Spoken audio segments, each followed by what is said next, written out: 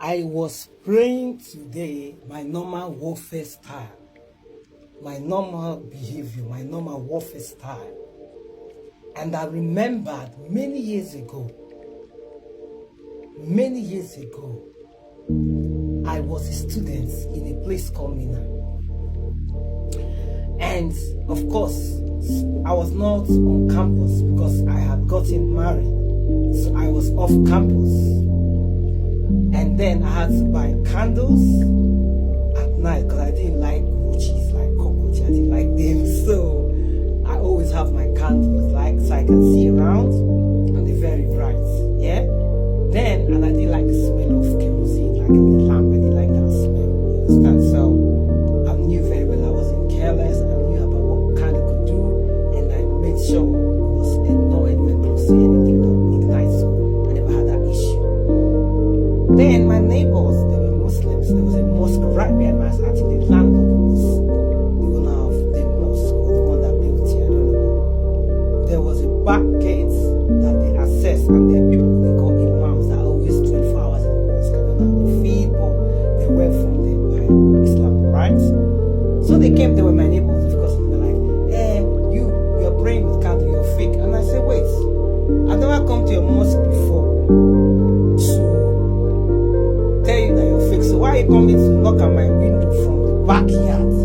Because that's where I used to pray. Why are you coming there and saying you're using candle? You're fake. Oh, is there a problem? Is there a reason why you're monitoring me? Because I don't understand. Like, for real? So I continued, I intensified my prayer. My prayer was hurting it. So these people were actually diabolical people from that part. Those people are diabolical. Call it Nigeria Juju. My prayers were destabilizing the network and whatever they were doing. So they were asking to and disrupting me. So one day I went to school and something just said to me, once I left the house to school, once I got there to read, I heard the voice, I just came now with my books so I can study because that compound was not very comfortable for me making noise. So I had to walk back to the house for about 30 or 40 minutes. When I got there, I couldn't enter into my house. It was filled with a lot of children between the age of like 2 and 7. They were making incantation. There was this man sitting on the kind of mad animal skin. It was one of their native doctors, and they were chanting. Blah, blah, blah. I said, what is this? They were hundreds. They covered my daughters. I was able to push through them and say, get out, I want to get in my house. I was so, frustrated. I just entered my house, took out something and bang, slammed the door, and I marched out. I called my fellow Christians and I said, I need to pray now. So I went to the back of the house, raised my 2 hands up. She joined me and I started commanding. Guess what? There was something like hurricane, like storm, massive. It came around my house, threw that big man down, scattered all the kids, and was threatening to break down the house. They fled. Like, I've never seen such a thing in my life. And where I was standing was just behind us. Nothing came to me. So when I got in, everywhere was empty. And I was still not even smiling. Even though I noticed that had happened, I was still furious. And I entered my house, banged up, collected water, and I was marching out. From that day till I left that compound, anytime I'm coming in, and those people that used to tell me, the Muslims, like, oh, you're praying with the candle, you're fake, and blah, blah, once they sight me, you will just hear noise, clutter of like, please, if they're eating, you just hear, they will run into the house, and their house was opposite mine, because it was like, they call it face my face. They will run back through the back gate into the mosque. That's what was happening till I left that place. I had to leave. I was not comfortable anymore. Anytime I entered, I became like a principality. Once they saw me, they would flee and run away. So, yes. Another lady, that one she attended Living Faith in that same compound. She came one time and said that she was going to destroy me, that was destroying her. I was like, what's going on here? I thought we were all believers. She said, I will destroy you. But the God of you, but she brought a bell and was ringing. I said, okay, I have to go and trace that church. I've never been to that church before, but I'm tracing that church. And so I went. There was a very big one opposite the university. I got there. It was well funded, so beautiful. And I asked to see the pastor. Waited patiently. It was my turn. And I told him that there's one of your church members that is disturbing me. And she actually said that she was going to invoke the God of Oyedepo to ruin my life. And I told him that I've never come to a church before, but I've only come to tell you to, because we are supposed to be brethren, we shouldn't be fighting, but if she doesn't stop, I am a prayer warrior. And I am a very dangerous prayer warrior. I'm going to pray something strange to happen to that lady. And he was looking at me. He didn't say anything. I was surprised.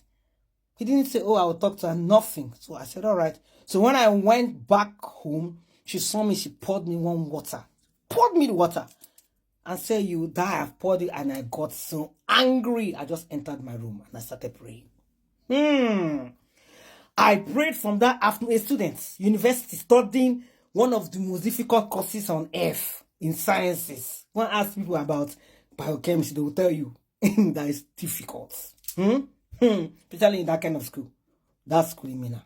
Oh, the professors, I don't know what's in their head. They will frustrate you. So, oh, wow, I had to pray. I prayed, slept. Do you know when I laid down, my mouth was shaking. Till morning. I was so angry. I did not sleep for even 1 second. So I laid to sleep. My spirit was not wanting to sleep. So I prayed till morning. From afternoon, not evening, from afternoon till night, till through the midnight. Then at about 6, I heard a scream. Help! Help! From the woman's room. And those Muslims, those people that are neighbors, they all gathered around her. And they were trying to help her. And nobody came to come. But she was screaming. I was hearing noise like something slamming against the wall. And finally, when I came out, the whole compound had gathered and no one could help her. She was screaming. So she was being electrocuted by a boiling ring. If people know what boiling ring is, they put it into the bucket to boil water and no one could save her. They tried and she was just boom, boom. And I had to go there. 1 foot, I stepped I remember very well, my right foot into the water because the whole place was filled with water. The bucket had glued to her. She was trying to let go, but no. I just put 1 and everything ceased. I remember telling her that when I finish dealing with you, come openly and beg me for forgiveness. Openly, you will not hide. You openly beg me because what you will see, you'll be perplexed. And it happened suddenly. She knelt in front of all those people. She didn't care. She said, I will never try you again. I'm so sorry. And I just walked away. They were all looking at me. I walked away. That was when the Living Faith now sent prayer warriors to come and pray against me. And I was laughing. I would just pass. I like what one man of Elohim said. He said, if they take your name to a native doctor, don't bother praying because a version that is inside you will appear. He said for his own is Elohim, and I've actually acted that out. For me too. I remember some years ago, he just appeared by my door. He said, call me Elohim. I didn't see any image, but I felt the presence. And when I told my husband, then he said, every time I keep hearing this voice, that voice, what's your problem? I just looked at him. Because he was not tuned. Those people that have been left behind during the rapture, they are not tuned. So when you tell them, Holy Ghost said, they're like, what's Holy Ghost? I'm holy. And they pray like 5 hours. They can't hear anything. And you just stay there and you hear. So, yeah, I didn't bother to pray any prayer because I knew that the prayers are going nowhere. You understand? And then she made 1 more move. I definitely, because I kill witches, I will destroy you. My prayer will slam you to hellfire. Go and stay with Satan there. So that's it. I thank Elohim for his mercy because prayer is really a very powerful weapon. And he said, I'll make my ministers a flame of fire. That's what he said. And he's not playing. When he says something, he means it. Shalom.